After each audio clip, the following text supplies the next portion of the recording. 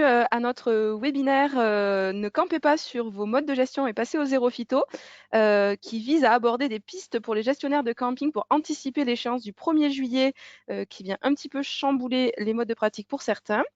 Donc ce webinaire est organisé en partenariat avec la Confédération de l'hôtellerie de plein air d'Occitanie. Et donc je vais tout de suite vous redire l'intérêt de se réunir aujourd'hui, c'est de pouvoir aborder donc ces pistes d'action, et ça s'insère dans un cadre de webinaire que l'on organise tout ce printemps pour accompagner les gestionnaires. Et donc aujourd'hui, nous allons avoir un rendez-vous en 3 temps avec justement la Confédération qui va présenter les enjeux et le contexte pour les campings avant d'aborder une intervention technique et un témoignage d'un camping qui intervient auprès de en lien avec nos deux structures. Donc, je vais tout de suite proposer aux participants de faire un tour de table, ce qui vous permettra d'identifier qui est qui par rapport à ce qui s'affiche à l'écran. Donc, je vais peut-être laisser la parole à Philippe Robert pour amorcer ce tour de table. Oui, donc Philippe Robert, je suis le président de la Confédération hôtellerie de plein air Occitanie. Peut-être Gilles qui va enchaîner en suivant. Bonjour tout le monde, je suis Gilles Lagnès, gérant d'un camping en Ariège.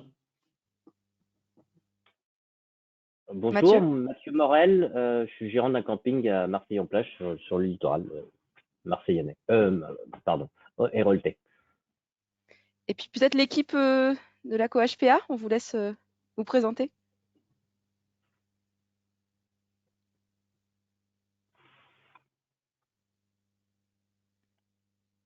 Non, on n'entend pas Céline. Effectivement, il faut rallumer le micro. Ni Caroline. Voilà, donc bonjour, je suis Céline Vénica, directrice de la Fédération Midi-Pyrénées. Bonjour, Caroline Belobre, donc directrice de la Fédération Languedoc-Roussillon. Et pour finir, on va se présenter. Donc Clément, à toi. Bonjour à tous, Clément Baudot, donc à Fredon Occitanie, et donc en charge de l'animation régionale sur la réduction de l'usage de pesticides notamment dans tous les espaces non agricoles, y compris aujourd'hui la question des campings qui se pose avec vous. Et pour finir, donc je suis Florie Richard et donc je fais la même chose que Clément, mais côté ouest de la région. C'est moi qui vais animer ce début de webinaire, mais ça vous a permis du coup de bien identifier qui est qui. Et donc je vais tout de suite donner la parole à Philippe Robert pour cette phase introductive. Philippe Robert, je vous laisse la parole. Et j'invite les autres participants à couper micro et caméra pour qu'on puisse... Merci sur les propos de Philippe. Ok, merci Florie. Bonjour à tous. Très rapidement, vous indiquez que vous savez déjà, le développement durable, c'est un des axes prioritaires que nous nous sommes fixés aussi bien à la Fédération nationale que régionale. Au régional, vous savez, on a plusieurs actions, notamment l'étiquetage environnemental sur lequel nous avons été pilotes dans l'Hérault et qui maintenant va avoir une représentation au niveau national. Nous avons des dossiers aussi au régional, notamment sur les économies d'eau, où on est assez performant là-dessus aussi. Et au national, c'est une des priorités, et notamment, il y a eu la création d'une commission développement durable présidée par Étienne Pascal, qui fait état d'un certain nombre de travaux, d'ateliers qui va nous permettre de progresser dans le cadre du développement durable. Vous l'avez évoqué, nous sommes un peu rattrapés par l'actualité et notamment avec le zéro phyto, zéro produit phytosanitaire à appliquer, qui existait déjà, je crois, depuis 2014, si je ne me trompe pas, dans les domaines publics, notamment les mairies, et qui vient s'appliquer avec une réglementation qui se renforce à nos propres établissements, puisque les terrains privés, à partir du 1er juillet, devront aussi appliquer le zéro phyto, et c'est très important pour nous parce que bien évidemment les espaces verts représentent une partie très très importante de la superficie de nos établissements. Nous ne devons pas nous rater, il faut que nous soyons présents à ce rendez-vous. Alors quand on ne connaît pas, c'est pas forcément simple. C'est pour ça que nous avons pris partenariat auprès de la Fredon, aussi bien d'abord dans un premier temps au niveau national, depuis environ à peu près 6 mois je crois, mais aussi donc avec la Fredon Occitanie. L'objectif, c'est que, bien évidemment, ils viennent nous aider pour passer ce cap, passer ce virage. Comment on fait pour dès cet été avoir 0 produit phytosanitaire dans nos établissements. Il va falloir, ils vont nous parler bien évidemment d'expérience, vous l'avez vu sur certains établissements qui se sont déjà mis, et ils vont nous faire des propositions pour nous accompagner, nous aider, nous former, mettre en place éventuellement une charte. Voilà. Il faut que nous soyons très attentifs à ça, parce qu'évidemment, c'est un enjeu environnemental très très important auquel nous sommes très très attachés. Donc je remercie vraiment la Fredon de nous aider dans ce partenariat. La Fredon qui est un organisme à vocation sanitaire et à but non lucratif. Donc voilà, ça pose un peu le cadre. Merci à eux en tout cas. Merci pour l'investissement que vous allez tous produire, nous les campings, pour être au rendez-vous dès cet été. Et je vous souhaite un bon atelier au travers de ce webinaire. Merci beaucoup. Merci beaucoup Philippe pour cette mise en contexte. Effectivement, on en dira un petit peu plus sur les outils présents en Occitanie au sein de la Fredon. Et puis, je vais tout de suite donner la parole à Gilles Lagnès, donc, qui est gestionnaire d'un camping en Ariège et adhérent à la COHPA, et qui va peut-être aussi poser l'enjeu et le contexte d'un point de vue technique en tant que gestionnaire de camping. Bonjour à tous. Donc, moi, c'est Gilles. Pardon, je suis gérant d'un tout petit camping en plein cœur de l'Ariège. Et pour ceux qui ne le savent pas, on a un regroupement de gérants en Ariège qui est assez dynamique et très souvent, on essaie de proposer des formations à nos adhérents.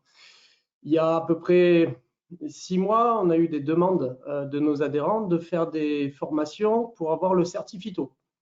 Donc, on a travaillé là-dessus pour essayer de regrouper tout le monde, obtenir des tarifs et quelque chose qui convenait à tout le monde. Et entre-temps, est sortie l'extension de la loi Labbé, je crois, qui nous a en fait fait un peu tout remettre à zéro au niveau de ce qu'on avait projeté sur le certificat, puisqu'il était difficilement envisageable de se former et de payer des formations pour quelque chose qu'on n'allait pas pouvoir utiliser à partir de juillet.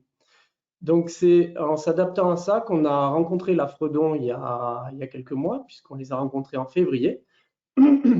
Pardon. Et c'est suite à cet échange qu'on a eu avec la Fredon et des retours qu'on a eu de nos adhérents que Céline nous a proposé que la Fredon a commencé à préparer quelque chose, avec toute l'Occitanie pour l'ensemble des campings.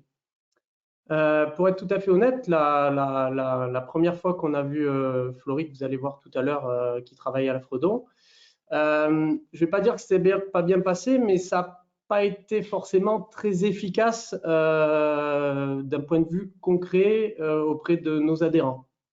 Donc en fait, on s'est revu après pour essayer de s'adapter simplement au monde du camping, au monde de la HPA. Parce que je pense que la Fredon est un organisme plutôt administratif, public, habitués peut-être aux mairies, aux préfectures, tout ça. Mais quand ils se sont retrouvés face à des gestionnaires de camping avec toute la diversité qui va avec et qui fait notre force, mais qui implique derrière, techniquement sur le terrain, des fois c'est un peu compliqué, les solutions n'étaient pas forcément là. Donc, normalement, ce que vous allez voir après et ce qui arrive va répondre à deux demandes qu'il y a eu après ce qu'on a eu lors de cette première réunion. La première, c'est de rassurer les gestionnaires. Les rassurer parce qu'il y a cette loi qui arrive, on n'était pas forcément tous préparés. Et par exemple, pour ma part, la première chose à laquelle on pense, c'est bon, je fonce chez mon fournisseur, je fais le plein de produits bien costauds, je mets tout ça à la maison pour ne pas me faire embêter et au moins je suis tranquille pour quelques années si j'ai besoin de temps en temps. Et sincèrement, si 90% d'entre vous ne l'ont pas fait, vous y avez au moins tous pensé à ça. Ceci dit, on sait tous que ce n'est pas une solution, ni sur le long terme, ni d'un point de vue légal maintenant. Donc, on a demandé à la Fredon de préparer des outils qui soient adaptés à la HPA. Et adaptés, c'est sur 2 points l'adaptation, enfin sur 3 points même. S'adapter d'abord aux campings eux-mêmes et aux différences qu'il y a dans les campings. parce que forcément, les solutions ne vont pas être les mêmes sur un camping qui fait 10 hectares avec un camping qui fait 1,5 hectare. Les campings, par exemple, qui sont très verts, très nature, ne vont pas avoir les mêmes problématiques et les mêmes demandes qu'un camping qui est très artificiel ou il ne faut pas qu'il y ait un brin qui dépasse. Donc là, l'idée, c'est d'avoir des outils adaptés à chaque situation qui permettent d'aller plus ou moins vers le zéro phyto. Après, il faut s'adapter aussi aux structures qui gèrent les campings. Parce qu'un grand camping qui a 20, 50 employés va pouvoir plus facilement libérer 1 ou 2 personnes une demi-journée pour arracher les herbes ou passer le brûleur. Un gérant de camping qui gère tout seul sa structure, il ne va pas passer une demi-journée avec la binette pour faire ses allées, c'est clair. Il va passer du produit, que ce soit légal ou pas, il le fera, on n'a pas le choix. Donc, il faut s'adapter à la morphologie du camping. Et le dernier point qui est très important, c'est qu'il faut aussi que les solutions pour arriver vers le zéro phyto s'adaptent au gestionnaire lui-même et à sa vision du camping. Et parce qu'on est tous là derrière nos caméras pour différentes raisons. Il y en a qui sont là parce que y a la loi qui arrive et on veut être dans les clous d'un point de vue légal, administratif, ok. Il y en a qui sont là parce que le zéro phyto, c'est une démarche écologique et qu'on a envie d'aller là-dedans pour aider au niveau écologique. Il y en a d'autres qui sont là parce que les produits phytosanitaires, on sait tous que c'est toxique. Du coup, on est là pour prendre soin de nos employés ou éventuellement pour qu'un jour, s'il y en a un qui a une intoxication, que ça ne nous retombe pas dessus. Il y en a d'autres qui sont là aujourd'hui, qui sont intéressés parce que se passer des produits phyto, c'est des économies, parce que ça coûte quand même cher, surtout quand on fait un gros stock dans son garage. Et le dernier point, et pas des moindres, c'est que le zéro phyto, il y a un aspect aujourd'hui commercial. Il y a un aspect marketing qui est important. C'est beaucoup plus sexy un camping où c'est marqué zéro phyto avec des solutions qui sont mises en place qu'un camping où les employés arrosent au pied des clients. Voilà, pour caricaturer, bien sûr. Donc, il y a plein de cas de figure et il y a plein de visions de ce qui va être décrit derrière. On a tous des objectifs différents et c'est toute la difficulté qu'ont eu les intervenants de l'Afredon pour préparer aujourd'hui un webinaire qui, j'espère, va répondre bien aux questions qu'on se pose tous. Voilà, donc bon webinaire à tout le monde. Merci beaucoup Gilles pour cette introduction et le fait d'avoir bien rebalayé les contextes pour les gestionnaires. Alors la bonne nouvelle, c'est qu'on est outillé pour accompagner les campings et ce depuis quelques années maintenant se met en place cette démarche. Donc on va essayer de répondre au mieux au vu de la diversité des structures en termes d'échelle, de contexte géographique, de contexte économique qu'a bien souligné Gilles. On en a bien pris note. Donc Clément va aborder des pistes techniques très rapidement, mais avant cela, je vais juste prendre 2-3 minutes pour vous dire un peu plus quelle est notre mission et pourquoi on est aujourd'hui à vos côtés. Donc sachez que la Fredon Occitanie est une structure qui a été missionnée par plusieurs partenaires publics qui vont s'afficher à l'écran lorsque ça... Voilà, exact. Donc vous voyez les logos là tout de suite. Donc ça me permet de ne pas les énumérer, mais ils sont bien à nos côtés pour permettre de mettre en place à l'échelle de la région Occitanie une mission pour accompagner les gestionnaires GEVI, donc de jardins, espaces verts et infrastructures, dont font partie les campings, bien sûr, dans la réduction des produits phytosanitaires. Et donc, toute cette mission s'insère dans le cadre du plan éco-phyto régional. Ce qui est important à retenir, c'est que cette mission, elle est financée par des partenaires donc, institutionnels et ça n'implique pas de contrepartie financière pour les gestionnaires de solliciter les outils que l'on vous propose, de participer à ce webinaire ce matin ou de nous contacter pour avoir un échange technique au-delà.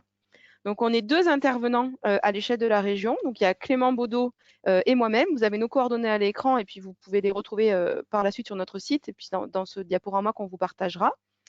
Donc, n'hésitez pas à nous solliciter. Donc, comme vous le voyez, on est basé pour l'un vers Toulouse, pour l'autre vers Montpellier, mais on se déplace régulièrement sur le territoire de la région parce que nous ne sommes pas que administratifs, nous sommes aussi un référent technique à travers l'animation de ce réseau de gestionnaires qui est aussi un réseau de partenaires techniques locaux qui accompagnent ces gestionnaires. Donc, c'est important de l'avoir en tête. Ensuite, ça se traduit par une boîte à outils à votre disposition, mais aussi par un outil de valorisation que sont les chartes régionales zéro phyto. On vous parlera de ça un peu plus tard, on ne va pas rentrer dans le détail tout de suite.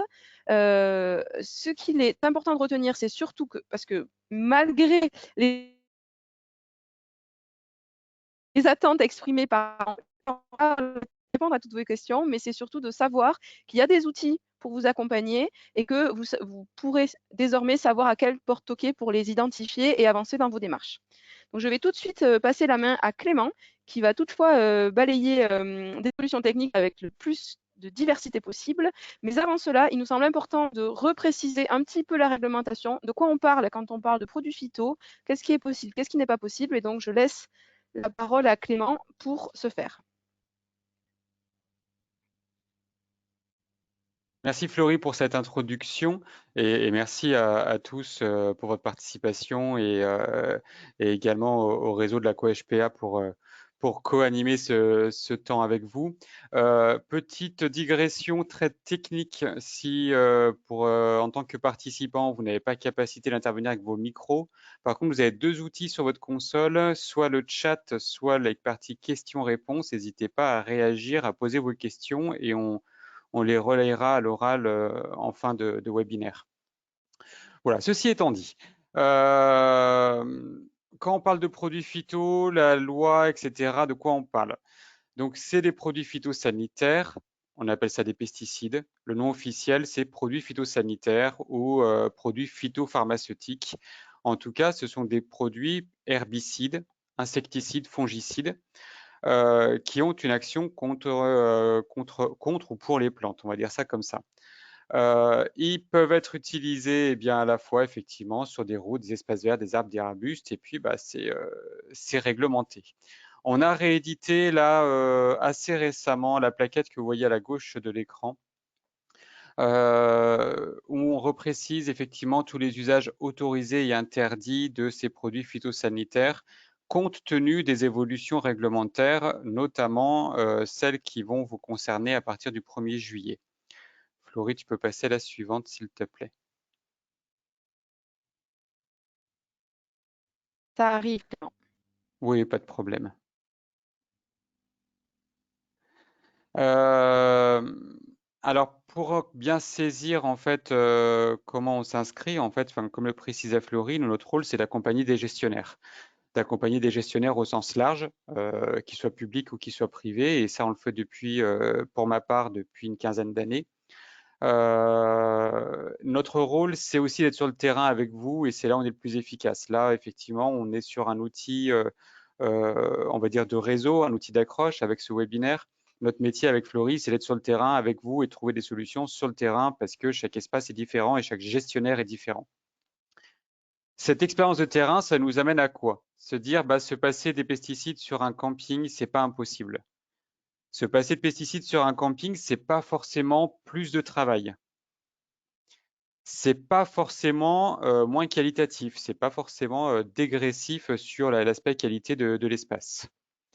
Et puis, plus avoir de phyto, il n'y a pas de solution magique en fait. Comme le signalait tout à l'heure Gilles, effectivement, on n'a pas de solution miracle, mais en fait, on a, on va dire, une valise de solutions et puis va falloir piocher et puis peut-être se tromper et parfois reprendre, etc.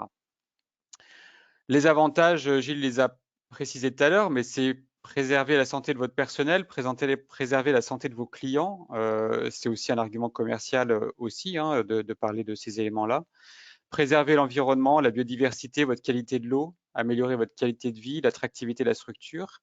Et puis, sur un plan beaucoup plus technique, effectivement, se passer complètement de produits phyto, c'est s'affranchir d'une réglementation qui est assez contraignante parce qu'on vous demande d'avoir un agrément pour utiliser ces produits, on vous demande, qui s'appelle le certifito, on vous demande d'avoir des locaux de stockage aux normes, de porter des équipements de cosmonautes pour pouvoir les appliquer, avoir des zones à proximité des points d'eau qui sont interdites de traitement ou à proximité d'habitation.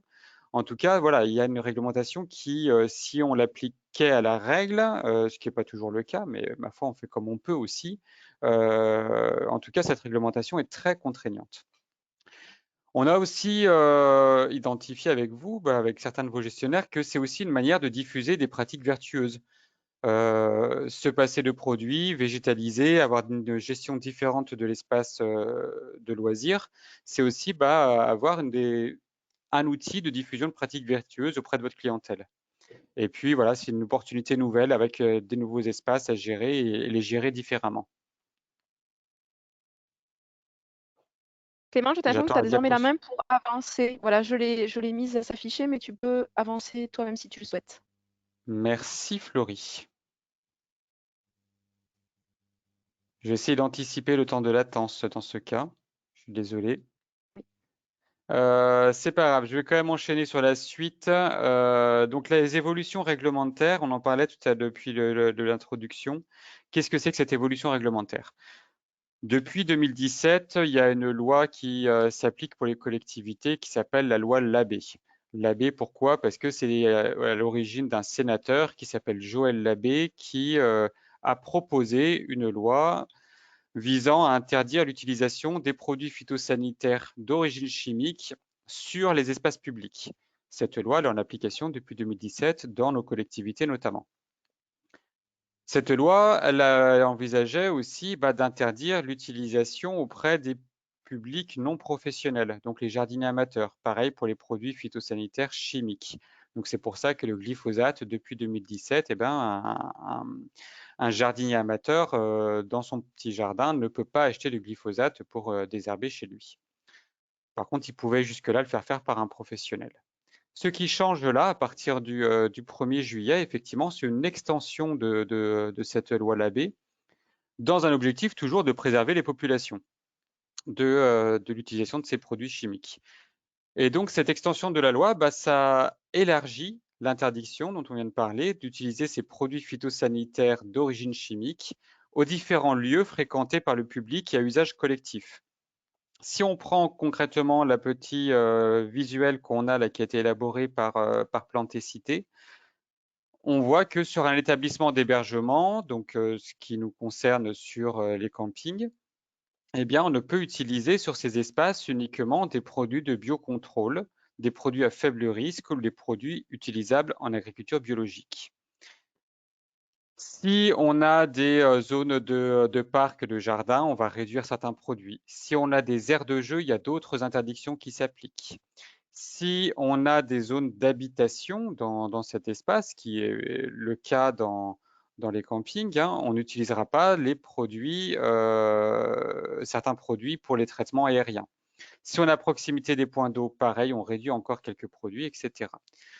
Vous voyez que cette lecture que je vous fais assez rapide, elle est pas simple parce qu'effectivement, on a des cas généraux et des cas particuliers. On voit aussi que tous les produits ne sont pas interdits, qu'on a toujours ce qu'on appelle des produits de biocontrôle, des produits à faible risque ou des produits utilisables en agriculture biologique qui restent utilisables. Ceci dit, ces produits-là restent toujours des produits phytosanitaires et donc nécessitent toujours de respecter les contraintes dont je vous parlais précédemment, d'agrément, de stockage et de règles d'application.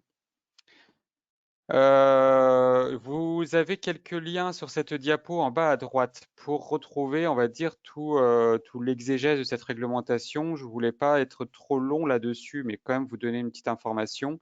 Parce que l'objectif, effectivement, comme on l'a ciblé tout à l'heure, de ce point, c'est surtout de vous donner des pistes de solutions pour progresser et vous mettre en route vers cette évolution réglementaire. Et voilà, j'ai oublié d'anticiper pour passer à la diapo suivante qui arrive de ce pas. Alors Floris, tu arrives à m'anticiper les passages, c'est parfait. Alors, tout à fait, j'ai anticipé, mais c'est un petit peu long quand même.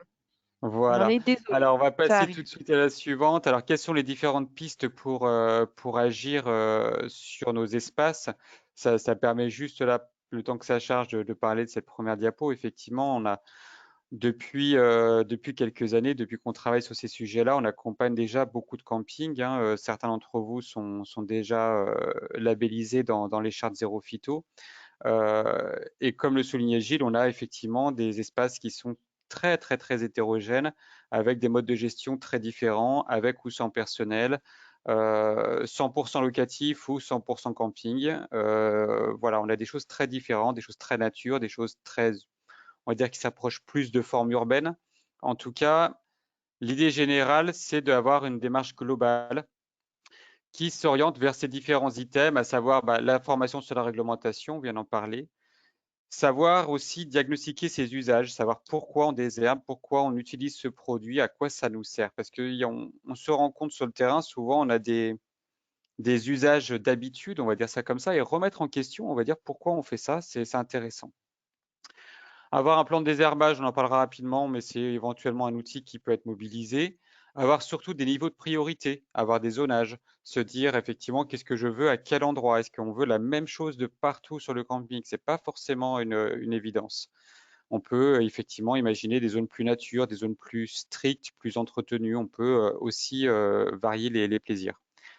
Se former sur des techniques alternatives éventuellement, choisir des végétaux adaptés, ça c'est un élément important. Valoriser les déchets, adapter les équipements, les installations éventuellement. Avoir un usage maîtrisé de la ressource en eau, parce qu'effectivement, trop d'eau, c'est trop d'herbe aussi. Donc, il faut aussi, et puis c'est des végétaux qui vont pâtir de cet excès d'eau. Sensibiliser vos équipes techniques, communiquer auprès de la clientèle, ce sont aussi les points forts de réussite d'un passage au zéro phyto, parce qu'effectivement, c'est en le faisant ensemble qu'on peut réussir, parce qu'effectivement, ça change l'aspect aussi de certains espaces. On parlait tout à l'heure de gestion différenciée. En fait, ça, c'est un travail. Alors, toute prémisse qu'on a commencé à travailler avec des campings, je crois que c'était en 2013 ou 2014, donc sur un camping à côté de Narbonne. Cette notion de gestion différenciée, c'était un point intéressant parce qu'on s'est posé la question dans ce camping qui n'était pas très, très étendu non plus, mais quels étaient les différents espaces et quelles étaient les différentes ambiances souhaitées. Et en fait, cette notion d'ambiance, en fait, c'était notre entrée de gestion différenciée pour se dire qu'effectivement, on peut avoir des ambiances plus nature, des ambiances plus soignées et des éléments en fait qui vont conduire à mettre en place des modes de gestion qui seront différents et qui vont permettre d'amorcer cette transition en zéro phyto. Donc effectivement, avoir une gestion qui est adaptée à l'usage et puis aussi à l'image qu'on veut de chacun des espaces. Mais alors, quels outils, voilà, pour mettre en place tout ça? Merci. Alors très Clément, rapidement, là, éclaire-nous.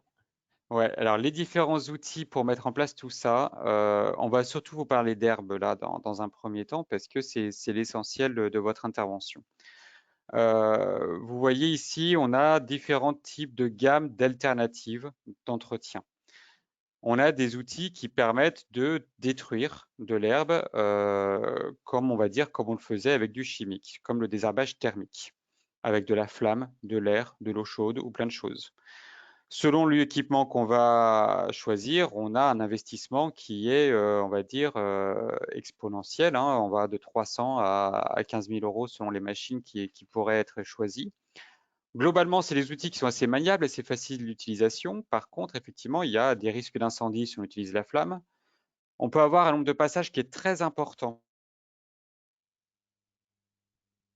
notamment les premières années. Et ça, c'est un élément important parce que ces désherbeurs thermiques, ils agissent par uniquement dissécation de la partie aérienne de la plante. Et donc, c'est par épuisement de la plante et de la banque de graines qu'on va avoir une action durable. Mais effectivement, ça demande un nombre de passages important. Donc, ça induit quoi? Ça induit qu'on ne va pas pouvoir tout remplacer avec cette technique-là, parce que c'est trop énergivore. Aussi, ça consomme beaucoup d'énergie. Alors, il y a d'autres techniques, comme le désherbage mécanique, avec des rabots, des brosses, des herses, mais aussi dans le désherbage mécanique, on peut imaginer les rotophiles, les réciprocateurs, juste couper l'herbe, en fait, tout simplement. Pareil, c'est assez maniable et c'est facile d'utilisation. Globalement, des retours d'expérience, c'est ce qui est le plus facile à mettre en œuvre. Parce que couper de l'herbe, on sait le faire, et puis reproduire la coupe, on comprend pourquoi. pareil, nombre de passages qui peut être important. Par contre, effectivement, c'est applicable à des surfaces plus grandes par rapport aux thermiques qu'on vient de voir. Le désherbage Alors, manuel qui peut être, oui. Non, non, vas-y, termine, Clément. Le désherbage manuel qui peut être aussi mobilisé, effectivement, voilà, tout simplement à désherber avec une binette, très facile. Après, voilà, nombre de passages aussi important, puis bah, on ne peut pas faire des si grandes surfaces. Et puis, et surtout, ce qui va surtout vous permettre d'engager et d'avoir quelque chose de durable, notamment en termes de temps de travail et aussi d'esthétique, c'est le non-désherbage, l'acceptation d'une flore spontanée, et puis je rajouterai à ça la végétalisation. C'est peut-être apporter des végétaux plutôt que chercher à en détruire. Et ça, on va en parler dans les diapos suivantes parce que effectivement, c'est l'outil qui va vous permettre de gagner énormément de temps.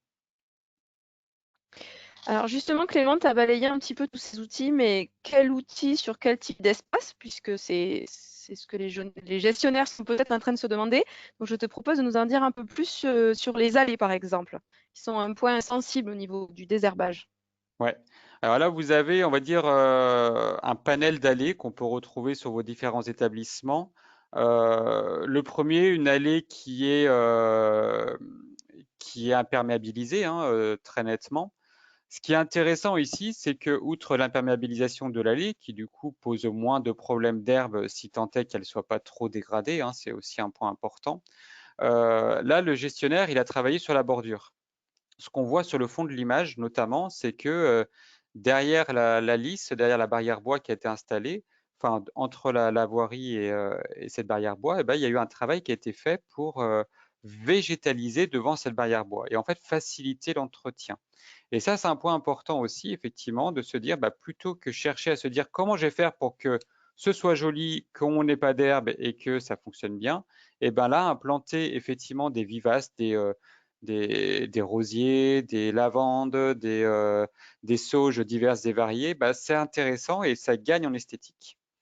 Le second exemple, là, c'est plutôt un projet de restructuration qui a été réalisé. Il y avait des allées en dur qui étaient faites, effectivement, et en fait, c'est un quartier qui a été repris par le gestionnaire. Et sur donc cette seconde photo, eh ben, l'idée d'un platelage bois a été mis en œuvre. Donc là, on est sur du cheminement uniquement piéton. Et c'est une manière assez simple, effectivement, de l'entretenir. Là, comment on l'entretient? Bah, uniquement par tonte des abords. Du coup, on permet de mieux gérer la fréquentation et le piétinement sur les plattelages. Et puis autour, bah, c'est uniquement de la tonte. Et puis bah, là, on voit qu'il y a un peu d'herbe qui passe dans le platelage. Et là, c'est juste du rotophile qui est appliqué dans ces zones-là. Le troisième, on est sur de l'accompagnement aussi des mobilhomes, hein. On en parle souvent de comment gérer l'herbe aux abords des mobilhomes, bah, tout simplement aussi par la plantation, et ça donne aussi un caractère esthétique assez intéressant. Ça nécessite effectivement de ne pas avoir des rotations ou des déplacements de mobilhomes trop fréquents parce que voilà, la végétation vient encercler le pied de mobilhome.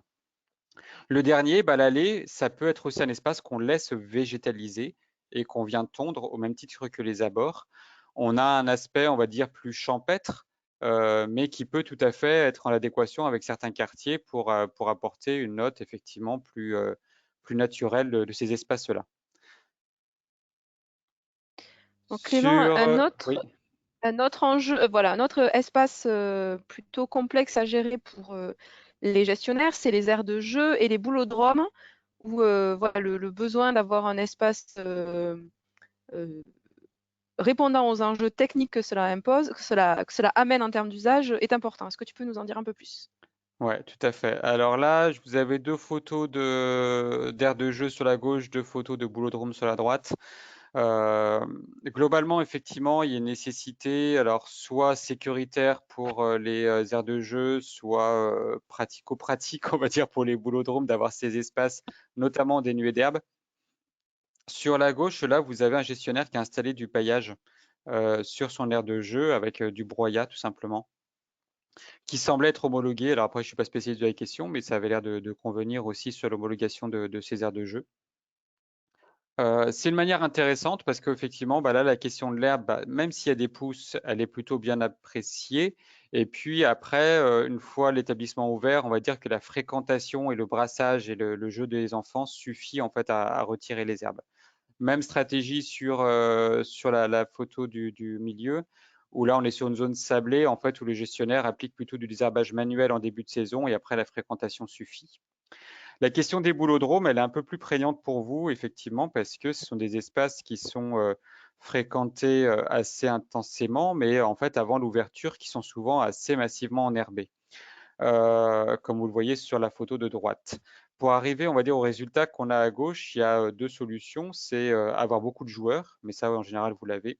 Et puis aussi, c'est faire une intervention mécanique avec des herses ou avec des grilles de désherbage.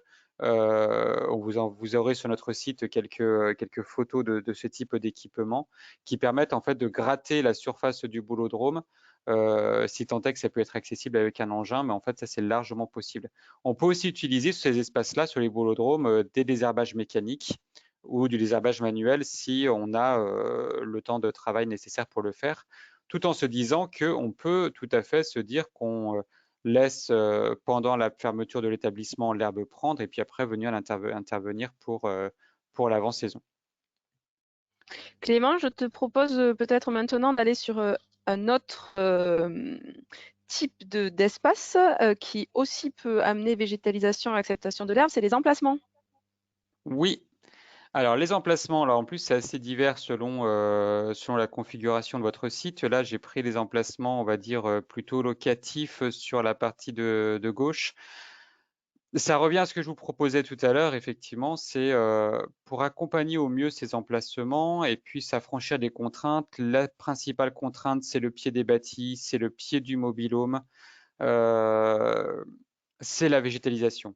La principale réponse, c'est de pouvoir végétaliser avec des vivaces, avec des petits arbustes. L'idée, c'est pas de se donner du travail de taille. Ça, c'est un point important, effectivement, que j'avais pas reciblé. Mais en fait, on a eu une mode forte sur la haie suffisamment haute dans les campings.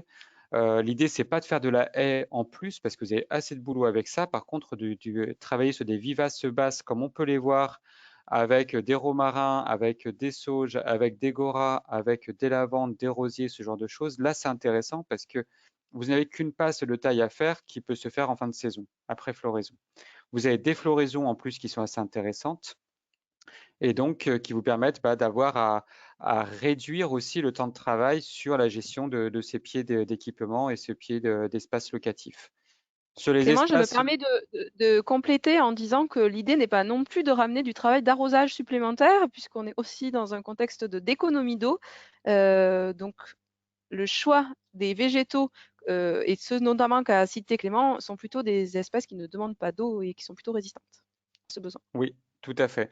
D'autant plus qu'on vous conseille en général, quand on vient vous rencontrer, de réaliser toutes ces plantations à l'automne pour bénéficier des pluies automnales et de ne pas forcément avoir besoin d'installer d'équipements de goutte à goutte, etc., ou des équipements d'arrosage pour la reprise des végétaux. Pour les espaces plutôt camping, là, effectivement, l'enherbement spontané est intéressant, si tant est que le substrat le permette aussi. Mais en tout cas, là, une gestion, on va dire, assez douce de l'herbe. Mais si on parle effectivement de questions de désherbage, c'est des espaces qui sont moins contraints pour vous sur ces espaces-là. Donc là, effectivement, travailler sur une ambiance nature et sur une couverture végétale, sachant qu'il peut y avoir, si vous êtes sur des espaces contraints, de l'installation de plantes couvre-sol qui sont piétinables sur certains espaces de camping, notamment sur les bordures, parce que là où les tentes sont posées ou les caravanes, c'est un peu plus difficile. Clément, nous pouvons partir maintenant sur un autre espace où là, il n'est pas question de végétaliser parce que l'enjeu n'est pas le même. Ce sont les dallages des bords de piscine, les plages de Oui. piscine. Alors ça, c'est Si. souvent un cas qu'on retrouve dans vos établissements, effectivement. Alors soit on a des piscines comme on le voit sur la droite avec un dallage béton complet, et c'est ce qu'on retrouve sur les équipements les plus récents. Sur les équipements plus anciens, là sur la photo de gauche, effectivement, on a ces joints, ces dallages plus ou moins anciens avec des pousses assez fortes. Là, il n'y a pas de solution miracle forcément sur ces espaces-là. Le désherbage thermique est un très bon outil sur ces espaces-là parce qu'on est sur quelque chose de très ensoleillé, de très exposé et moyennant 3 à 4 passages annuels, en fait, c'est plutôt intéressant. On peut utiliser aussi du travail mécanique, notamment avec des brosses ou avec des rotophiles pour aller effectivement gratter au plus près les différents joints. Des herbages manuels, si les plages sont assez réduites, ça peut être aussi une solution alternative, tout en sachant qu'effectivement l'objectif est de gérer les pousses printanières avant que le soleil ne fasse son effet. Et comme on aura mis tous ces efforts de désherbage sur ces espaces-là, on va aller vers d'autres espaces où on va peut-être plutôt accepter l'herbe. Ce sont les zones peut-être moins définies, avec pas de... Voilà, on les a appelés tout venant, mais Clément, je te laisse Ouais, on trouve aborder ce sujet. dans certains de vos établissements effectivement des zones qui correspondent, on va dire, soit de l'espace de jeu, soit de l'espace décoratif, soit de l'espace, pourquoi pas, entrée d'espace des espaces camping. Là, effectivement, on peut se permettre sur ces espaces-là d'avoir un enherbement naturel, d'avoir effectivement d'utiliser des plantes couvre-sol, en tout cas de s'affranchir de cette question du désherbage. On le verra en fin de propos, effectivement, assorti évidemment avec une stratégie d'explication, de communication auprès de votre clientèle pour que votre message soit compris, entendu et qu'il ne soit jamais perçu comme un défaut d'entretien. D'ailleurs, en parlant d'accepter l'herbe, derrière, il faut la gérer. Donc, ça nous amène à peut-être la notion de gestion différenciée sur les zones de prairies. Ouais. Alors on retrouve parfois des zones plus ou moins grandes de prairies, on va dire, de loisirs. Ce qui est intéressant, alors on appelle ça la tonte différenciée, c'est de ne pas tout tondre, d'avoir ces espaces tondus et d'avoir, comme on le voit sur la droite ici, des dessins de tonte, des décors dans la tonte ou alors des bordures qui ne sont pas tondues. Pourquoi? Parce que d'une part, c'est un intérêt pour la biodiversité, parce que les zones que vous ne tondez pas, ce sont des refuges pour la biodiversité qui va pouvoir continuer, notamment les criquets, les sauterelles, des choses plutôt sympathiques hein, qui vont pouvoir prendre refuge sur ces espaces-là. Ça permet aussi de marquer différents espaces, pourquoi pas, d'avoir le bord de rivière qui est plus ou moins indiqué parce que l'herbe est un peu plus haute, des zones qui seront du coup moins piétinées.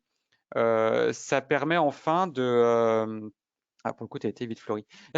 Ça permet enfin aussi d'avoir un aspect esthétique et puis d'avoir une explication claire en fait et de montrer qu'on n'est pas tenu de tout tondre et que de montrer que la diversité, c'est ça, c'est aussi d'expliquer comment on peut gérer différemment ces espaces et apporter quelque chose de qualitatif aussi visuellement. Voilà, alors les grands principes, donc on a parlé des désherbages, ça je pense qu'on en a parlé. Juste pour vous parler rapidement sur les questions des parasites ou des maladies sur lesquelles vous pouvez avoir des soucis d'entretien. Là, on a une photo en fond, notamment avec un pin, on peut penser à la processionnaire du pin. Vous pouvez avoir des soucis effectivement aussi d'acariens ou de pucerons sur certains végétaux. L'idée générale, pour ne pas rentrer dans le détail, et ça on le fait avec vous quand on vient vous rencontrer, c'est d'avoir une approche plutôt préventive que curative, d'avoir une taille qui est adaptée. Plus on taille les végétaux, plus on les taille fort ou plus on les taille fréquemment, plus ils sont stressés. Plus un végétal est stressé, plus il dégage de l'éthylène, plus il va attirer notamment les ravageurs. Donc c'est aussi cette notion de prophylaxie, de se dire en fait pourquoi je taille, est-ce que j'ai besoin de tailler tout le temps, est-ce que je peux tailler par séquence en fait, faire tantôt cette haie, tantôt celle-ci pour avoir quelque chose d'alterné, de différent. Mais en tout cas, effectivement, la taille, c'est l'élément essentiel. Quand je parle taille aussi, un élément important, c'est penser à désinfecter vos outils de taille. C'est aussi un vecteur très important de diffusion des maladies sur les végétaux. Et enfin, sur les différents points, c'est penser le végétal comme un allié, pas forcément comme du mobilier, on va dire ça comme ça, c'est pas un élément de décor forcément, mais c'est aussi un allié sur l'écosystème de votre espace que vous gérez. Il y a des plantes répulsives, des plantes attractives, il y a de la diversité à mettre en place. Et puis, imaginez effectivement des haies qui sont les plus variées possibles. Ça va être un élément intéressant, avec des pousses qui sont les plus lentes possibles aussi pour éviter avoir trop à les tailler, etc., etc. Alors, ce qu'il est important d'avoir en tête une fois qu'on a abordé ces nouveaux modes de gestion, peut-être pour certains qui sont nouveaux, puisqu'ils ne le sont pas réellement pour tous, c'est surtout de bien communiquer auprès des usagers, mais pas que. On va y venir. Donc Clément, je vais te laisser aborder cette question avec quelques illustrations et exemples de communication dans des campings que l'on a pu rencontrer. Voilà. Alors, Fleury vous en parlera. Nous, on vous propose aussi un appui sur la partie communication. Ceci dit, les établissements qu'on rencontre font preuve de beaucoup de créativité et c'est chouette. Alors, meilleure acceptation, ça passe par des panneaux, oui, mais pas que. Mais n'empêche que le panneau, selon où il est installé, il peut avoir son intérêt. Il peut être très informatif, comme on le voit effectivement sur la notion d'économie d'eau et de développement durable. Sur les zones notamment de sanitaire, c'est les endroits effectivement où on peut faire une information assez exhaustive. On a des choses originales aussi hein, dans la partie panneautique. On voit ces panneaux camping sans pesticides. Ce petit panneau, là, on retrouve notre logo avec la rainette où il est indiqué zone non désherbée, en fait, zone plantée. Donc, c'est aussi un moyen important, petit panonceau, effectivement, d'expliquer pourquoi on a décidé de planter des végétaux ici. Et puis, on retrouve des choses un peu plus originales qu'on voit sur la droite. Donc là, vous avez un établissement qui a installé un camping à insectes. Hein, donc, c'est un hôtel à insectes en forme de tente. C'est un élément de communication hyper intéressant parce que ça permet aussi de montrer à votre clientèle que ces insectes ne sont pas forcément des choses nuisibles et puis qu'on est en extérieur. Donc, c'est aussi une manière d'inviter à les accepter. Sur la photo d'en dessous, c'est aussi montrer comment le végétal est intégré dans l'établissement et là, effectivement, avec des équipements qui sont complètement en bois. En tout cas, la communication, oui. Oui, je disais Clément, merci. On a bien abordé le comment communiquer auprès des usagers, mais il n'y a pas que les usagers. La communication, elle peut être aussi en interne. Et ça, je te laisse Exactement. évoquer là. Et la Et communication, avant tout d'ailleurs. ouais, elle est avant tout en interne en fait. La stratégie zéro phyto, elle va fonctionner si vous êtes convaincu, si vos équipes le sont et si vous êtes capable aussi de le transmettre à votre clientèle. Et donc effectivement en interne, auprès de l'équipe de direction, auprès de l'équipe technique, auprès d'équipes d'accueil, de réception, vos animateurs éventuels, c'est tout, on va dire tout le monde qu'il faut sensibiliser parce que un passage au zéro phyto, selon l'établissement que vous gérez, ça peut effectivement donner un changement fort visuellement. Et il faut effectivement que tout le monde soit capable de comprendre pourquoi et de le vendre, tout simplement. Donc, on en vient effectivement de cette communication auprès de la clientèle par vos outils numériques, par votre site internet, par tout ce qui est, on va dire, pré-vente, hein. Par des outils pédagogiques avec des choses que va vous présenter Florie aussi, qu'on peut vous mettre à disposition. Et puis aussi par des animations, des activités nature, aussi sur l'offre d'animation que vous pouvez proposer. C'est aussi une manière de communiquer. Enfin, communication sur site, donner les clés pour comprendre les modes de gestion. On l'a vu avec les panneaux qu'on vient de voir. Comprendre la nature, c'est bien fait. Ça peut se faire par biais d'animation, par biais de nichoirs aussi. Hein, je crois que Mathieu va en parler tout à l'heure. Et puis, faire du changement de pratique un atout pour vous. Comment dire, en termes de communication, le pire serait de communiquer à vos clients on désherbe plus parce qu'on n'a plus le droit, parce que c'est la loi. Et ça, du coup, c'est pas un message positif que vous communiquez auprès de votre clientèle. Par contre, on a fait le choix de plus désherber pour votre santé, pour la biodiversité. Là, on arrive à un message positif qui effectivement sera beaucoup plus facile à entendre pour votre clientèle. Alors, merci Clément pour cet aperçu technique. Et on est bien conscient que c'est à la fois des réponses techniques, mais aussi de communication qu'il faut mettre en place et qui pour vous sont peut-être nouvelles, pour certains gestionnaires, pas pour tous. Donc, on met à votre disposition des outils et des ressources que vous pourrez mobiliser au-delà de ce webinaire. On va les balayer rapidement pour que vous en ayez un aperçu, même si évidemment on ne va pas rentrer dedans là tout de suite. Donc, les premiers outils, alors excusez-moi, j'ai des petits soucis de PowerPoint, ça va arriver. La première chose que l'on peut vous dire, c'est qu'on a un site internet qui est à votre disposition et qui regorge de ressources techniques, réglementaires, mais aussi d'outils de communication. Je vous invite à y faire un tour. Vous avez le lien dans le chat et vous pouvez y accéder à tout moment. Vous pouvez y retrouver par exemple des retours d'expérience sur le changement de pratique parce qu'on a accompagné déjà par le passé des campings qui ont réussi ce changement et c'est toujours intéressant de pouvoir le partager auprès de tous.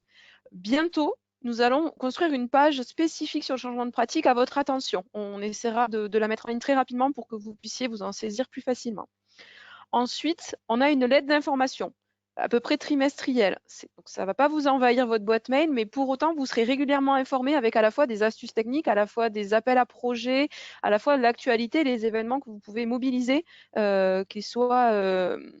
il y a des grands événements nationaux qui sensibilisent les clients à la nature, par exemple avec la fête de la nature, et qui sont de potentiels appuis dans votre communication. Donc on vous invite à y adhérer. Ensuite, on a une carte en ligne qui répertorie la centaine de campings que l'on a déjà accompagnés, qui sont investis dans notre réseau. Ça vous permet de les identifier et peut-être voilà, de voir ce qui peut se faire autour de chez vous. Parce que oui, des campings l'ont fait autour de chez vous et donc on a peut-être des bonnes pratiques à vous, des bonnes astuces à partager. Enfin, nous avons un cloud qui se veut un espace de ressources en ligne avec plein d'outils techniques, des guides pratiques que je vais balayer pour certains, dont je vais vous donner quelques exemples juste après. Et enfin, voilà, on a des panneaux avec un espace boutique et puis voilà, un annuaire de tous les partenaires techniques qui localement peuvent vous accompagner aussi. Et enfin, bientôt va apparaître un bulletin de santé du végétal. Alors là, on se focalise beaucoup plus sur les enjeux parasites, ravageurs, maladies, mais qui vous permettra d'avoir des astuces et des bonnes pratiques parce que une grosse partie de l'activité de la Fredon, c'est quand même d'accompagner, de travailler sur la santé du végétal. Et notamment, nous avons beaucoup de ressources techniques aussi pour prévenir ces risques et donc accompagner les gestionnaires dans des démarches qui anticipent la problématique pour ne pas avoir à mobiliser des produits phytosanitaires par la suite. Je vais juste rentrer un petit aperçu sans rentrer dans le détail de quelques outils techniques que vous pouvez retrouver sur notre site internet. Alors, le diaporama va apparaître tout de suite. Vous avez tous les liens pour le retrouver, qu'on vous partagera cette diapo. Notamment, je vais aborder les images, ceux qui sont en bleu. Donc, notamment un guide technique pour mettre en place un plan de désherbage sur un camping. C'est une petite méthodologie pratico-pratique à votre attention. Nous avons une fiche de retour d'expérience dédiée au camping. Nous avons fait un webinaire il y a 2 ans maintenant où est intervenu le CRT Occitanie et un témoignage du camping de l'Espiguette qui est assez intéressant à retrouver. Donc, vous pouvez le revoir.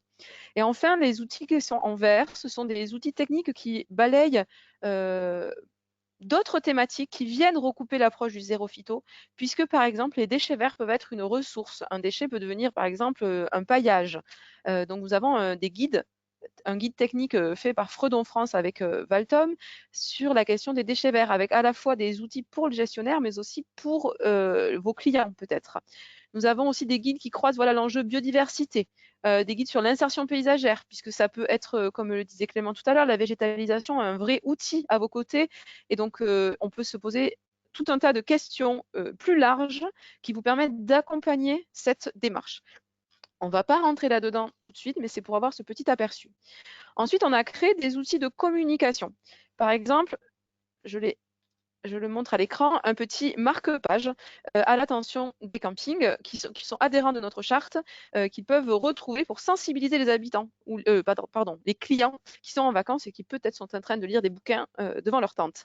Nous avons aussi créé des affiches, puisque certains campings étaient bien volontaires à communiquer, mais n'avaient pas forcément le temps, donc il y a des affiches clés en main. Nous avons des flyers, une petite cocotte qui permet de jouer avec les enfants dans le cadre d'activités d'animation avec eux. Et puis, on a aussi des expositions photos sur l'acceptation du végétal et que l'on prête. Et donc, il ne faut pas hésiter à mobiliser tous ces outils à votre disposition.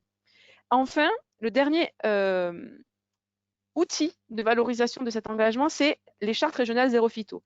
Depuis 3 ans, initialement, il y avait une charte à l'attention des collectivités, mais depuis 3 ans, une charte spécifique aux infrastructures touristiques et de loisirs a été mise en place, qui s'appelle la charte engagée zéro phyto.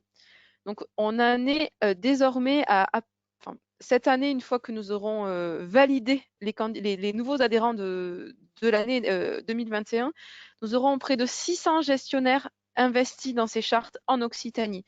Nous avons une carte qui les répertorie, ce qui peut aussi vous permettre de voir que 600 gestionnaires autour de vous ont mis en place des solutions et donc c'est d'autant plus des références intéressantes à explorer dans vos démarches de changement. Enfin, il n'y a rien de mieux qu'un gestionnaire qui a déjà passé le cap pour témoigner de ce que ça lui a apporté que de passer au zéro phyto. Même si au début, il n'en était peut-être pas le plus convaincu, je vais laisser la parole à Mathieu Morel, gestionnaire du camping Beauregard-Plage à Marseille-en-Plage, qui est à la fois adhérent à la COHPA et engagé dans la charte engagée zéro phyto. Mathieu, Alors, je vous donne la pardon, parole. en transition, je vois que certains d'entre vous ont déjà posé des questions. On en parle juste après l'intervention de Mathieu et je vous invite à poursuivre à poser des questions si des choses vous taraudent sur la partie questions-réponses. Merci. Bonjour à toutes et à tous. Merci de me passer la parole. J'espère que vous m'entendez bien. Voilà, j'interviens parce qu'à la demande de Clément et de Florie et Gilles, et je travaille aussi à la fédération sur les questions environnementales. Voilà, moi je suis passé zéro phyto, voilà pour raconter mon histoire un peu. J'ai un camping de 200 places en bord de mer en Méditerranée, à côté entre Sète et le Cap d'Agde, à Marseille-en-Plage. Alors j'ai un peu particulier parce qu'effectivement moi j'ai peu de locatifs, enfin j'en ai pas, je suis à terrain nu. Mais après c'est des problématiques que je connais aussi puisque je m'y intéresse et pour d'autres campings, et donc j'ai pu conseiller d'autres campings sur ces questions-là, notamment bien sûr des campings qui ont des locatifs dans le même environnement que le mien. Pour vous raconter la petite histoire, comment est-ce que j'en suis arrivé là, parce que je n'ai pas envie de passer pour un écolo voilà, qui est un peu déconnecté des réalités. En fait, j'y suis passé parce que quand je suis arrivé dans la profession il y a plus de 14 ans maintenant, j'ai eu en fait, comme je venais de l'agroalimentaire, j'avais peur en fait pour mes salariés qu'un jour on me reproche le fait de les avoir empoisonnés. Donc effectivement, ça a été ma première motivation, pas du tout une motivation écologique ou une motivation même pécuniaire ou autre, c'était plutôt une motivation de gestionnaire et de responsabilité. Maintenant, en fait, j'ai fait ça en 2013. J'ai commencé à essayer d'arrêter les produits parce qu'en fait, au début, j'ai eu aussi des réticences de la part de mes collaborateurs qui étaient beaucoup issus de la vigne, hein, et on avait l'habitude de passer des produits. C'était une sorte d'habitude un peu indécrottable, excusez-moi du terme, mais voilà, qui était un peu quelque chose d'ancré dans les pratiques. Donc voilà, on a commencé à arrêter les produits. Moi, j'y voyais un gros avantage, c'est qu'effectivement, il fallait tous ces produits, on commençait à avoir des armoires, il fallait ventiler ces armoires, il fallait les acheter, ça sentait pas bon. Pour les passages, c'était toujours la croix et la bannière, mais il fallait pas qu'il y ait de clients autour, il fallait pas qu'il y ait de vent. Enfin voilà, c'était compliqué. Et puis alors après, au départ, c'est vrai que j'étais comme tout le monde, j'avais des haies assez importantes, je taillais à la française, bien au cordeau et tout ça. Et donc effectivement, j'étais comme tout le monde dans des pratiques assez classiques, avec une mono-espèce. Alors on était ici sur de la triplex, hein, de la blanquette de Limoux, je sais plus comment elle s'appelle, la blanquette bref, de la triplex. Et cette espèce, c'était la mono-espèce un peu partout. Donc voilà. Et alors après, on a décidé de s'adapter à des nouvelles pratiques. J'ai rencontré en 2018 ou 2017, je sais plus, Clément, voilà, et qui aussi nous a aidé en passant sur site, et on nous a expliqué voilà qu'est-ce qu'on pouvait faire, qu'est-ce qu'on pouvait changer. On l'a mis en place avec mes collaborateurs. D'abord, ça a été une sensibilisation auprès des collaborateurs, c'est vrai. Et puis, on y a trouvé en fait un gain personnel, un gain de pratique. Alors effectivement, hein, moi je suis en bord de mer avec ce que ça a comme particularité. Il pleut pas autant peut-être que dans des terres. Ça pousse peut-être pas autant parce qu'on est quand même c'est un univers un peu salin. Mais effectivement, on avait quand même aussi des routes, des bords de route, des haies importantes, voilà, tout ça à tailler, et voilà, c'était très chronophage. Aujourd'hui, on est sur des tailles beaucoup moins régulières, on laisse la nature reprendre ses droits un peu partout. On est sur des routes plus perméables, plus gravillons quand c'est possible, et on essaye de faire des choses où tout ce qui est produit sur le terrain reste sur le terrain. Pour vous donner un exemple, quand on taille des haies, souvent on rabat tout en dessous, on en fait une sorte de paillage naturel, et on met tout ça sous les haies. Voilà. Alors au début, tout ça, il faut l'expliquer parce que on a des clients qui au départ ne comprennent pas. Alors plus ça va et plus c'est facile à faire parce qu'effectivement tout le monde est sensibilisé sur les questions environnementales aujourd'hui. Par le passé, c'était pas toujours le cas, on comprenait pas. Euh, Aujourd'hui, le fait de plus tailler une haie au cordeau, mais au contraire de laisser chaque individu reprendre une forme un peu naturelle. Quand je parle d'individu, je parle de plantes. Effectivement, on y gagne beaucoup en apport au niveau de la clientèle. Aujourd'hui, j'ai vraiment moi une clientèle qui n'est pas du tout une clientèle écologiste, hein, mais qui apprécie le fait que on soit dans un milieu très naturel, très préservé, où rien de ce qui pourrait passer pour eux. Enfin, j'essaye d'enlever tout ce qui est toute matière qui n'est pas naturelle. Donc effectivement, on est à la fin, on se prend au jeu en fait. Hein, on se retrouve à faire des choses qu'on n'aurait pas imaginées au départ. Et puis petit à petit, en ayant commencé d'un point à un autre, on arrive à se prendre au jeu. Voilà. Alors pour tout ce qui est pratico-pratique, il y a déjà énormément de choses qui ont été dites. Alors je pourrais les reprendre, mais effectivement à mon compte. Mais par exemple là, ces derniers temps, on avait un arbre qui était tombé, ben, on s'en est resservi pour faire un, on a taillé dedans des fentes et on s'en est servi pour faire un accueil vélo, enfin un range vélo. Euh, voilà, on cherche des petites idées qu'on trouve comme ça par d'autres sur Instagram, sur autres, voilà, pour réutiliser tout ce qui est produit par le terrain, que ce soit des branches, que ce soit des troncs. Sinon, on paille beaucoup avec les tailles. Ça nous permet de couvrir le sol. On faisait, comme l'a cité Clément, ben on aussi, on utilise beaucoup des couvre-sols, des plantes couvre-sol qui vont permettre d'éviter d'avoir de la terre à nu. Et puis surtout, du coup, il n'y a pas de traitement. J'utilise beaucoup les plantes qui poussent naturellement. Et, alors au début, c'est un peu compliqué de les identifier, mais il y a plein de plantes en fait qui poussent naturellement sur notre terrain et elles sont les plus adaptées au terrain. Elles demandent pas d'entretien, elles demandent pas d'eau et elles demandent en fait peu de taille si on les laisse comme prendre leur place en fait. Donc il y a plusieurs étapes en fait. Effectivement, il y a un moment où on passe de la substitution des pratiques qu'on avait, c'est-à-dire effectivement cette substitution du produit chimique à des pratiques plus manuelles comme qui ont été citées, voilà, à des herbages autres, différenciés. Et puis après, il y a aussi un changement de vision des choses, d'adaptation par rapport à son terrain. Euh, alors, s'il y a des questions très précises, je veux bien répondre. Juste, voilà, nous ici dans notre terrain, du coup, ça nous a permis de passer du zéro phyto, on est passé au refuge LPO, parce que comme on n'utilisait plus et tout le monde peut le faire, hein, puisque effectivement, quand on est zéro phyto et qu'on n'est pas une réserve, on chasse pas sur notre terrain, on peut passer refuge pour la Ligue de protection des oiseaux.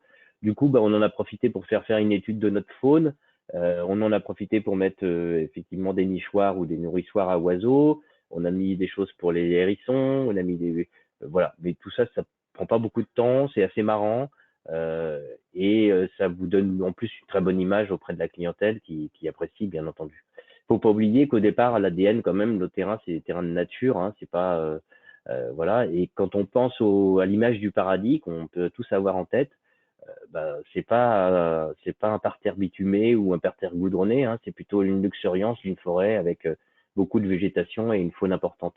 Donc voilà, et c'est ça qu'on veut un peu apporter à nos clients, enfin, j'ose espérer.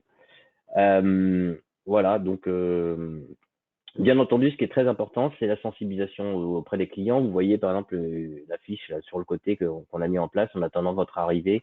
Je loue cet emplacement aux insectes. Ils me payent en nature. Bon, c'était une façon un peu rigolote d'expliquer que certains espaces n'étaient pas encore tondus. Alors quand en début de saison, on laisse pas mal d'espace comme ça. Même parfois sur les emplacements nus, ben on va pas tondre l'intégralité de l'emplacement. On peut laisser les coins. Après tout, on n'a pas toujours besoin de l'intégralité de l'emplacement. On peut laisser des coins un peu plus enherbés. Il faut pas oublier qu'à chaque fois qu'on tombe, ben, on tue un peu la biodiversité en place. Et cette biodiversité, elle nous aide, hein, elle nous aide même auprès des ravageurs. Et après ça, voilà, nous, ce qu'on a mis en place aussi, c'est une diversité des plantes, ce qui fait qu'aujourd'hui, honnêtement, j'ai plus besoin, et j'en ai pas besoin parce que ça n'apparaît pas, de mettre des produits pour tuer les ravageurs ou ce qu'on appelle vulgairement la vermine, hein, qui n'en est pas, mais bien sûr, aujourd'hui, j'ai plus ce besoin-là. Faut pas oublier que tout ce qu'on produit sur le terrain, si on peut le laisser en fait sur le terrain quasiment, ça permet effectivement un recyclage du CO2. Il faut pas oublier que dans le futur, là, on va passer sur l'étiquetage environnemental qui pour l'instant est optionnel, mais qui risque dans le futur d'être obligatoire. Et tous ces usages de produits, tout le fait de laisser, de recycler sur place, les déchets qu'on jette pas, tout ça c'est pris en compte dans une note qui nous permettra dans l'avenir de comptabiliser toutes les actions qu'on peut faire, que ce soit pour la biodiversité, pour la planète, et puis pour préserver l'endroit où on vit. Voilà. Alors s'il y a des Merci questions. beaucoup Mathieu pour pour ce témoignage très instructif et illustratif de ce que l'on a pu dire auparavant, qui synthétisait bien tous les enjeux et ce changement de regard qui est progressif ou pas dans certains cas. Et donc, on va peut-être, je vais laisser la main à Clément qui va reprendre vos différentes questions pour les Tout à fait. répercuter aux intervenants. Et vous allez Ça va voir être pour apparaître toi, à Florie, votre écran clairement. pendant ce temps quelques actualités. Ah, c'est pour moi, d'accord. Ça va être pour toi. Puisque je prends la parole pour lire les questions, je te propose d'y répondre. Donc, nous avons plusieurs questions de Florian Aubin, a priori du camping de la Clairière, qui nous interpelle sur le terme zéro phyto en termes de marketing et en termes d'image. C'est pas très approprié parce que pour le regard du public, phyto, c'est la plante. On est bien conscient de ce genre de problématique. Pour autant, c'est un terme qui est largement répandu. Donc, c'est pour cela qu'on l'a repris. Cela passe nécessairement par ce que l'on vous disait tout au long de l'échange, sensibiliser, expliquer, donner à comprendre, ce sont des notions clés. Et donc, même si c'est le terme qui est repris dans notre animation régionale, rien ne vous empêche de faire preuve de créativité et d'inventivité pour communiquer autrement auprès de vos clients. Et comme on l'a dit, voilà, l'acceptation de la nature, c'est bien fait, le fait que l'herbe ne soit pas quelque chose de sale et de gênant, ce sont plein de messages qui peuvent passer sans jamais utiliser le mot phyto. Mais voilà, on est conscient de cette limite, ça passe par beaucoup d'explications et de dialogue. Alors, toujours une question préciser. de Florian Aubin et qui est aussi complétée par Dominique Pougeot du ministère de la Transition écologique, qui nous demande tous les deux s'il existe des produits désherbants autorisés, des produits bio, écolo, des désherbants de biocontrôle que nous n'avons volontairement pas évoqués lors de cette présentation.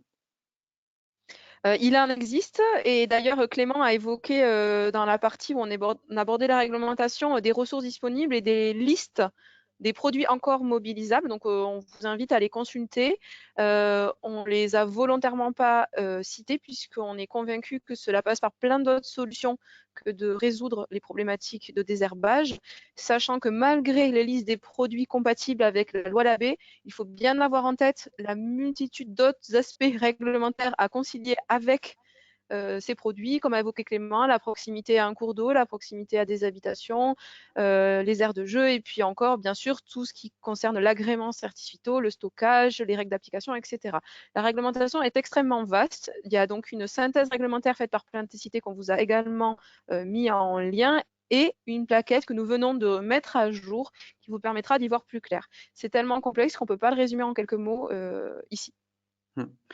Je complète la réponse de Florie en vous expliquant que effectivement il y a la réglementation qui permet encore à ces produits, notamment des désherbants de biocontrôle, qui sont issus de substances naturelles, qui sont issus de pélargonium, qui sont issus d'acide acétique, qui sont issus de différents acides.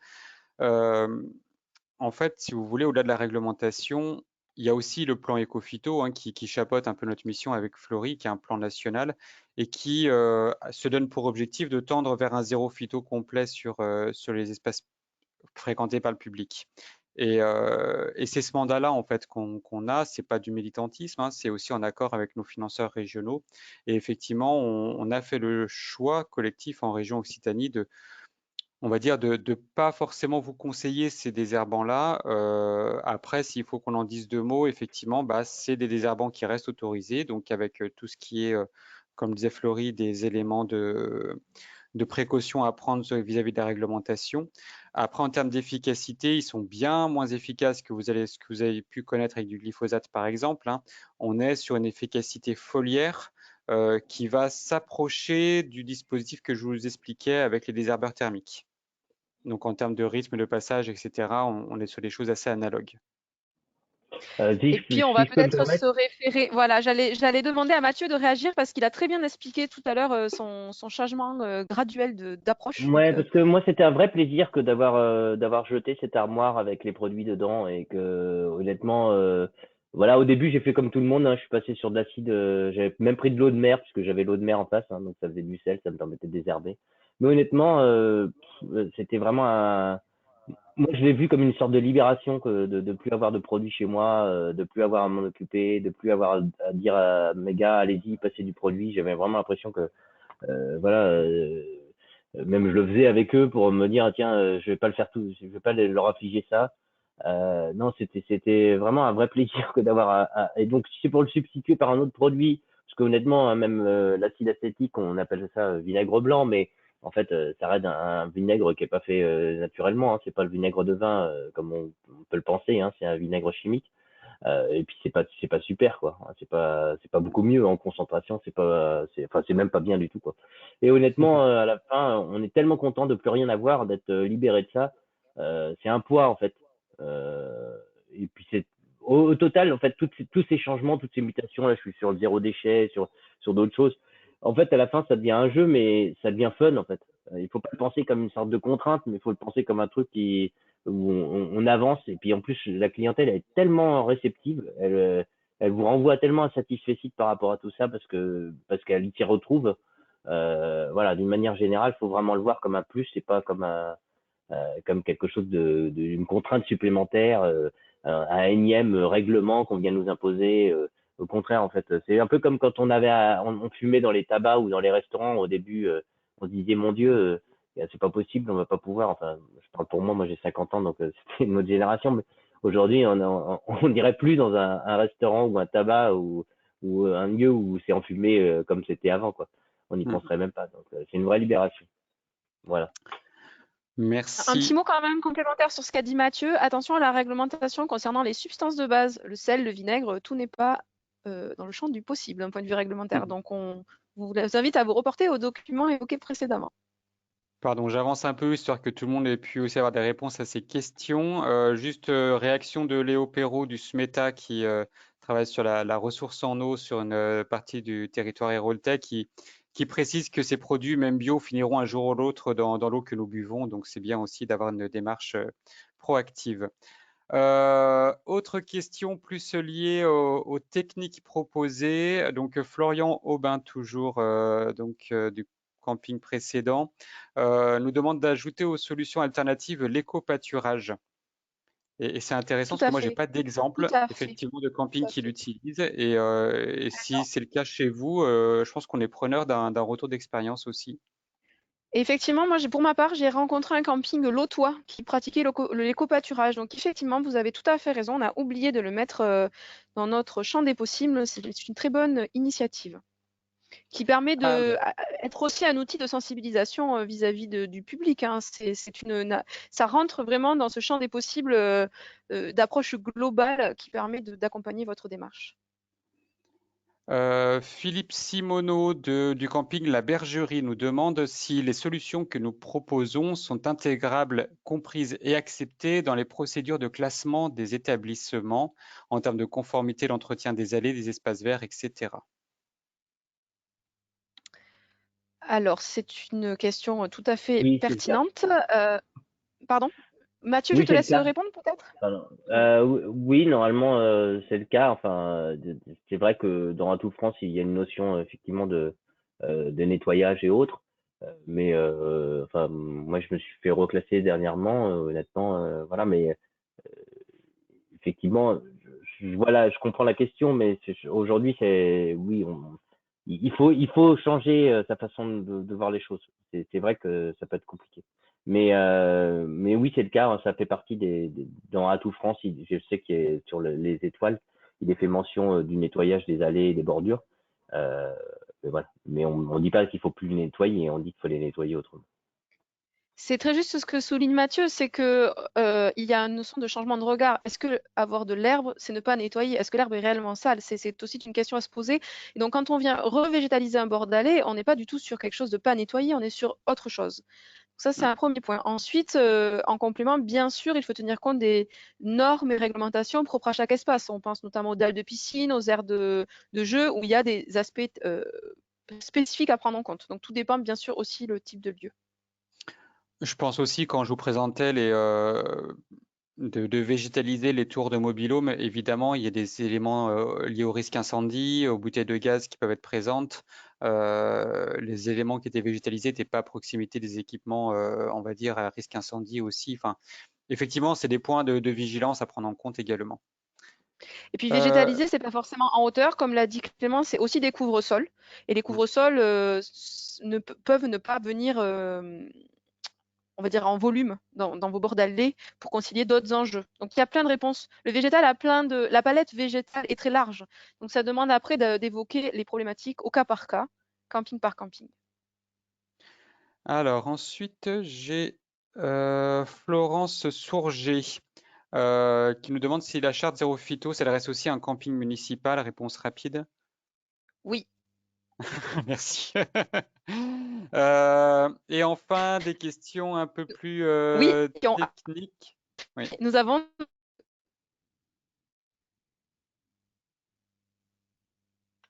Excuse-moi Clément, il y a eu un petit bug technique, donc je reformule en un mot. Oui, la charte est aussi accessible aux campings municipaux. Nous avons des communes qui adhèrent dans l'ensemble de leur gestion, incluant des campings, mais nous avons aussi des gestionnaires de campings municipaux et des communes qui adhèrent uniquement pour leur camping. Il n'y a aucun souci. Et vous êtes même les bienvenus. Ok. Allez, je vais prendre. Si, alors une autre question technique. Comment faire pour ôter la mousse sans produit phyto qui couvre toutes les structures basses et les murs? Alors, sur les murs, c'est une problématique un peu spécifique. Sur les parties sol, notamment, il y a des jets haute pression qui peuvent être un moyen de venir supprimer la mousse. Et puis, on vous propose aussi de réfléchir en amont. Pourquoi la mousse s'installe? Peut-être qu'il y a un problème, le lieu est peut-être très humide, peut-être qu'il y a un besoin une possibilité plutôt de réaérer mieux un espace où la mousse viendrait s'accumuler. Alors, il y a des endroits, bien évidemment, on est au nord, on est derrière un mur, on ne pourra pas changer. Mais parfois, il y a une haie très dense qui vient amener un ombrage, une humidité très forte, par exemple sur un terrain de tennis qui serait dans votre camping. Peut-être que de réfléchir à faire évoluer cet aménagement périphérique peut-être résoudre la problématique. Donc, c'est à voir aussi de manière préventive avant d'en arriver aussi à se poser des questions curatives. Et j'ai une dernière question qui va nous faire une transition toute faite pour le propos final, Florie. Existe-t-il des subventions pour aider les campings dans cette transition? Merci Léa pour cette question très pertinente.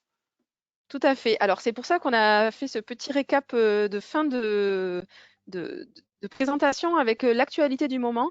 Et donc, on a cité seulement deux outils-là, mais au gré de l'actualité, ça peut varier. Donc, notamment, en ce moment, il y a un appel à projet sur la désimperméabilisation des sols. Porté par la région Occitanie et les deux agences de l'eau de la région. Donc, on vous invite à consulter. C'est jusqu'en mai qui peut être une piste pour certains axes de la mise en place de votre projet. Et puis surtout, il y a le fonds de tourisme durable qui est porté, enfin qui est animé par l'ADEME. Nous avons notamment dans l'auditoire sa référente en Occitanie qui nous a permis d'avoir un peu plus d'éclairage à vous porter à ce sujet. Donc ça, c'est des aides forfaitaires qui s'adressent principalement aux territoires ruraux. À l'attention donc des hébergeurs et des restaurateurs, donc vous êtes complètement dans ce champ-là, pour financer la transition écologique de ces acteurs. Donc on vous invite à faire un tour sur la plateforme Agir. Nous avons aussi mis sur notre cloud des documents transmis par l'ADEME qui permettent d'y voir plus clair. On y voit des témoignages de campings qui l'ont mobilisé, dont celui de Mathieu qui est ici présent. Et puis surtout, il y a les références des différents animateurs en région qui sont au nombre de 17 qui peuvent accompagner et éclairer les gestionnaires dans leur démarche. Donc, on vous invite à creuser cette question et si ça peut répondre à votre besoin. Ensuite, on vous invite aussi à adhérer à notre newsletter pour pouvoir, au gré de l'actualité, recevoir ce type d'informations puisqu'on le relaie dès que l'on en a. Et enfin, il y a une plateforme qui s'appelle Aide Territoire qui permet de voir un petit peu les aides par territoire. Donc, on vous invite aussi à y faire un tour, même si ce n'est pas noté là. Enfin, dernier petit mot sur l'actualité. Comme le disait Mathieu tout à l'heure, toute cette approche différente de la gestion de votre camping, c'est aussi quelque chose qui peut être valorisé et qui peut aussi être particulière, répondre à une sensibilité du public. Et donc, il y a plusieurs trophées en cours, enfin, dont les appels à candidature sont en cours. On pense notamment au trophée du développement durable de la Fédération nationale HPA, qui est ouvert jusqu'en juin, et puis le trophée Horizon pour un tourisme durable porté par ATD, acteurs du tourisme durable. Voilà, ce sont deux exemples. Au gré de l'actualité, ça peut aussi varier. Et enfin, voilà, quelques webinaires et événements à venir ou passer et à revoir pour se former. Et puis, pour continuer dans l'actualité, le fait d'évoluer, de se former, on a beaucoup parlé de mobiliser le végétal dans un nouveau mode de gestion de vos espaces de camping. On vous propose dès le mois de mai un webinaire très pratico-pratique sur comment mobiliser le végétal comme une alternative aux intrants. On abordera vraiment des questions techniques autour du végétal. Comment faut-il planter? Est-ce qu'il faut planter dense, isolé? Comment le végétal, à quelle hauteur, quelle strate, comment, etc. Et voir comment ce végétal peut devenir une aide, un allié et non pas un obstacle. Donc, on vous donne rendez-vous le 6 mai pour cet événement technique. Et puis, pour conclure, on ne peut que vous dire merci d'avoir participé à cet échange. Merci aussi aux intervenants d'avoir été présents. Peut-être qu'avant de vous dire au revoir, je vais demander à Clément s'il y a des dernières questions à lever tant que nos intervenants sont encore là. Alors, j'avais une dernière question, je crois, technique qui a été posée sur le chat. Hop là. Donc, Gilles Lagnès qui nous demande de bien parler tarifs. Et Gilles également qui s'interroge sur la question des engrais, s'ils font partie des produits phyto qui notamment utilisent pour booster les haies de sapinette et le gazon. Alors, les engrais ne sont pas des produits phytosanitaires. Les engrais sont parfois une aide utile, en tout cas amender les plantes pour qu'elles soient en bonne santé et donc moins propices à l'installation de maladies ou de ravageurs, c'est important, avoir cette bonne approche globale. Dans les engrais, il y a plusieurs types d'engrais.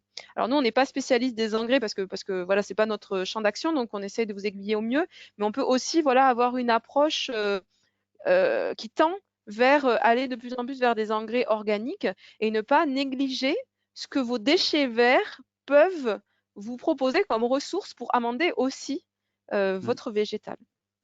Je ne sais Là, pas sur si la haie de Clément a une réponse sapinette, plus complète. ouais, pour compléter, sur Oui. une haie, effectivement, du broyat, du paillage organique en pied de haie peut être un élément intéressant pour notamment se passer des engrais.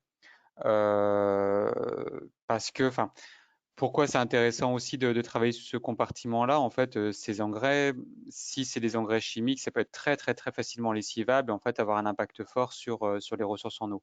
Après, donc l'idéal, c'est plutôt de travailler sur le sol, travailler sur la vie du sol, sa structure, pour que les végétaux puissent facilement se développer, plutôt que, enfin, en gros, nourrir le sol plutôt que nourrir la plante. En fait, c'est ça un peu l'idée. Et donc, pailler avec des végétaux organiques qui vont se décomposer, qui vont redynamiser le sol, ça, c'est intéressant. Un paillage organique, c'est au moins 10 à 15 cm. Mettez 20 pour être sûr de votre coup, quoi, mais c'est beaucoup. Et ça, c'est ultra efficace. Pour le gazon, même stratégie. En gros, on apporte de la matière au sol plutôt qu'apporter à manger aux plantes. C'est faire des tontes de mulch sur les premiers passages, en printemps notamment. Donc le mulch, ça consiste à laisser la tonte sur place, en fait, à pas ramasser. Donc vous gagnez un peu de temps sur les premiers passages et ça a un vrai intérêt parce qu'en fait vous réenrichissez en fait le sol en même temps que vous tondez. Après, pas à tous les passages, parce que sinon, ça peut faire des effets d'asphyxie si la taille est trop haute ou s'il y a trop de mulch. Et pour aller Voilà, plus loin ça sur peut ces être très questions technique. pratico-pratiques, j'en reviens à ce que je disais juste avant. On vous donne rendez-vous le 6 mai parce qu'on abordera ces aspects-là. Voilà, comment bien aborder le végétal pour qu'il soit enfin voilà, pour bien qu'il soit en bonne santé. Mm. Et tant qu'on est dans les rendez-vous, je vous l'ai dit tout à l'heure, notre métier avec Flory, c'est d'être sur le terrain avec vous et c'est là où on est le plus efficace aussi. Donc, n'hésitez pas à nous contacter. On est prêt à se déplacer, à venir vous rencontrer, à trouver avec vous des solutions et c'est le cœur de notre métier.